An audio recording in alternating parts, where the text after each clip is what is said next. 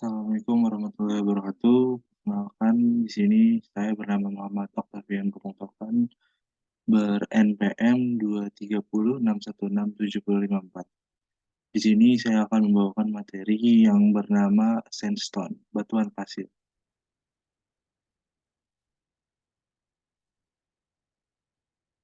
Eh, Pokok bahasan saya di kali ini ada 4 bagian. Yang pertama adalah definisi dari pasir, kedua adalah perbedaan pasir pantai dengan pasir dari sungai, ketiga, perubahan apa yang terjadi dari proses imigrasi dari pasir hulu ke hilir.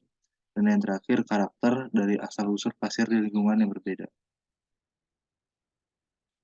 Pertama, definisi dari pasir itu sendiri. Pasir itu merupakan butiran yang kecil yang berasal dari partikel, batuan, dan mineral yang terpecah halus menjadi sebuah partikel kecil yang kini biasa kita sebut dengan pasir. Nah, selanjutnya perbedaan dari pasir pantai dengan pasir sungai. Kalau untuk pasir pantai ini memiliki ukuran yang lebih kecil, tekstur yang lebih halus, akibat arus laut yang deras dan mengandung garam yang tinggi. Jadi dia lebih halus dan lebih kecil karena dia mengalami proses eh, arusan laut yang menggerus batuan pasir tersebut sehingga batuan pasir itu memiliki tekstur yang halus, yang lembut atau mungkin yang ukurannya kecil karena dia banyak bertabrakan dengan arus-arus laut yang sangat aktif. Dan selanjutnya yaitu pasir sungai. Nah, untuk pasir sungai sendiri, dia memiliki ukuran yang lebih besar dan teksturnya macam-macam, namun umumnya kasar atau tajam.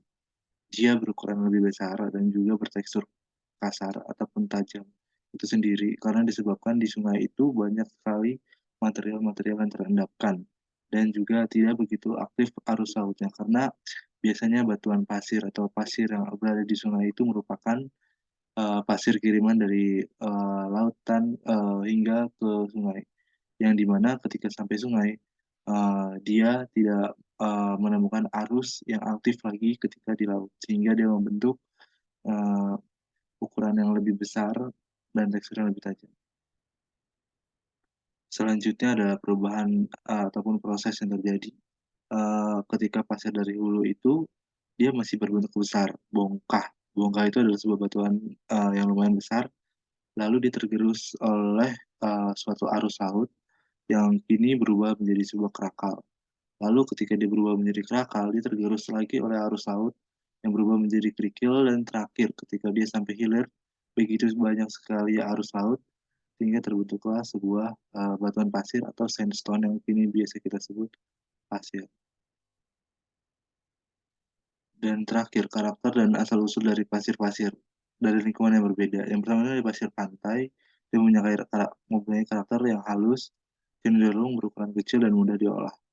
Asal-usulnya dari batuan laut yang kemudian tergerus arus laut dan menjadi pasir yang berbutir kecil.